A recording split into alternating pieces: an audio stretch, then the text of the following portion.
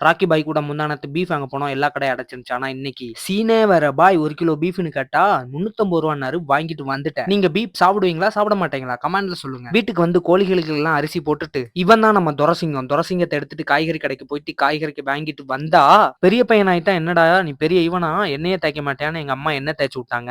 மலரும் நினைவுகளுக்கு போயிட்டு நண்பர்களே. பேன்சிப் எடுத்து பேன் வலிச்சேன். நல்ல வேலை ஒன்னும் இல்ல. விராட் கோலி எனக்கு அன்பளிப்பா கொடுத்த ட்ரிம்மர் அவர் சைடுல தூக்கி போட்டு புடிச்சா செவனாண்டி மாட்டுக்கு ஆயுசு கெட்டிடா. ஜிம்மு பசங்க மாதிரி வா. செதறுதுடா டேய். செதறுதுடா. சுப்பா ஜிம்மு பசங்க மாதிரியே இருக்கானே. போசிங்க போட்டுன்னா அம்மா சளிக்கு கசாயம் கொடுத்தாங்க. அதை குடிச்சு பார்த்தா காத்திருந்தா பலன் கிடைக்குங்கிற மாதிரி நமக்கு பீஃப் தயாராயிருச்சு. ஸோ இட்லி கூட வச்சு பீஃப் அடிச்சா செம்ம டேஸ்ட். செம்ம லுக்கா இருக்கடா. ஏ அப்பா என்னங்க இவ்வளவு அழகா இருக்கிறீங்க. இது வரைக்கும் நீங்க வீடியோ பார்த்து பிடிச்சிருந்துச்சுன்னா சப்ஸ்கிரைப் அண்ட் ஃபாலோ பண்ணிக்கோங்க.